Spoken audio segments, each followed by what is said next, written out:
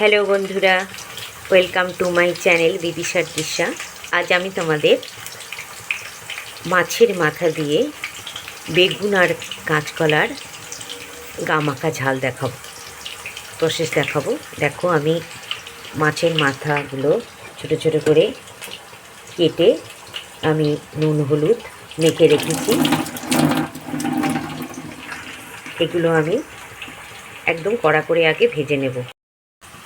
আর এই মাছের মাথার ঝালের জন্য যে লাগবে যে সবজিগুলো, দেখো আমি বেগুন নিয়েছি, কাঁচকলা নিয়েছি। তোমরা তোমাদের পছন্দ মতো সবজি নিতে পারো, তবে কাঁচকলা আর বেগুন দিয়ে ঝালটাই বেশি খেতে ভালো লাগে। আর আমি এখানে একটা গোটা বড় পেঁয়াজ কুচি করে রেখেছি, রসুন কুচি করে রেখেছি, আর 3টে কাঁচা লঙ্কা নিয়েছি, একটা বড় টমেটো নিয়েছি। এরপর আমি কি দিয়ে করি, কি ফোড়ন দিই, দেখো ভীষণ ভালো লাগে এই মেনুটি গরম ভাতের সাথে। দেখো, আমি ফ্রাইং প্যানে মাছের টুকরোগুলো, মাছের মাথার টুকরোগুলো আমি কড়া করে ভেজে নেব। নুন হলুদ মাখার ছিল আধ ঘন্টা, তারপরে আমি মাথার টুকরোগুলো ভেজে নিচ্ছি। দেখো, মাছের মাথাগুলো আমি সুন্দর করে একদম দেখো কড়া করে ভেজে নিয়েছি।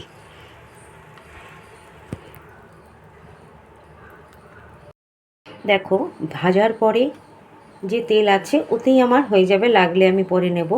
তোমরা জানো আমি কম তেলে রান্না করি এবং খাদ্যগুণ বজায় রেখে। আমি দেখো এর পরের কথায় যাই। আমি ফোড়ন দেব এবার রাঁধুনি, কালো জিরে, সর্ষে আর শুকনো লঙ্কা। ফোড়নটা দেখো আমি কি কি দিলাম: রাঁধুনি, শুকনো লঙ্কা, কালো জিরে আর সর্ষে। এই ফোড়নটা কিন্তু দিতেই হবে, না হলে এই বেগুন আর কাঁচকলা দিয়ে যে মাছের মাথার ঝাল, তাহলে কিন্তু এই স্বাদটা আসবে না। সুন্দর একটা গন্ধ বেরোলেই আমি এরপরে যেগুলো কেটে রেখেছি মশলাগুলো দেব, খেয়াল করো। দেখো ফোড়নটা ভাজা হয়ে গেছে। এবার আমি রসুন, 4-5 কোয়া রসুন আমি কুচি কুচি করে রেখেছিলাম, এই রসুনটা আমি দিয়ে দিলাম। রসুনের কাঁচা গন্ধটা গেলে আমি কিন্তু পেঁয়াজটা দেবো না, আমি সবজিগুলো এই তেলের মধ্যেই ভেজে নেব। দেখো গ্যাস কমানো আছে, আমার রসুনের কালারটা ব্রাউন হয়ে গেছে। এবার আমি কাঁচকলা আর বেগুন কেটে রাখা ওইটা দিয়ে দেবো।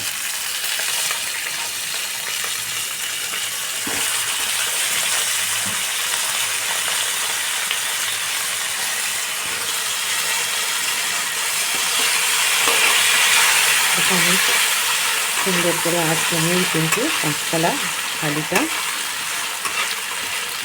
ভেজে নেব। হালকা ভাজা হলে তারপর আমি পেঁয়াজ, কাঁচা লঙ্কা, টমেটো দেব। দেখো আমি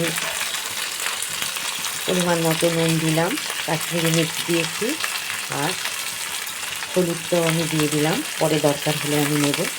আর পেঁয়াজ কুচি, কাঁচা লঙ্কা, টমেটোটাও আমি দিয়ে দিলাম। এবার আঁচ কমিয়ে, গ্যাসের ফ্লেম কিন্তু আমার লোতেই আছে, আমি সুন্দর করে ভেজে নেব। টমেটো নরম হলে এবং কাঁচা গন্ধ চলে গেলে তারপর আমি জল দেব।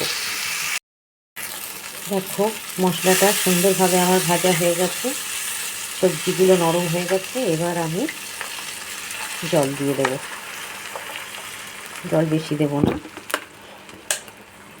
এটা ঝোল তো হবেই না, গা মাখা হবে। দেখো এবার আমি ভেজে রাখা মাথার টুকরোগুলো দিয়ে দিলাম। এবার সুন্দরভাবে টকবগিয়ে ফুটে উঠলে আমি 1 চিমটি মিষ্টি দেব আর ধনেপাতা কুচি দিয়ে নামিয়ে নেব।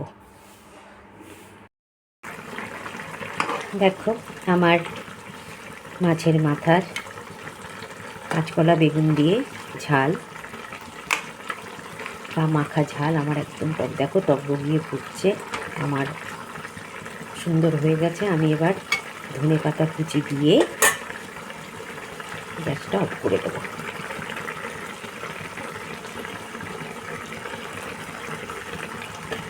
তোমরা করে দেখো, আর কোনো পদই লাগবে না, এত সুন্দর খেতে লাগে। রেডি আমার মাছের মাথার গামাখা ঝাল।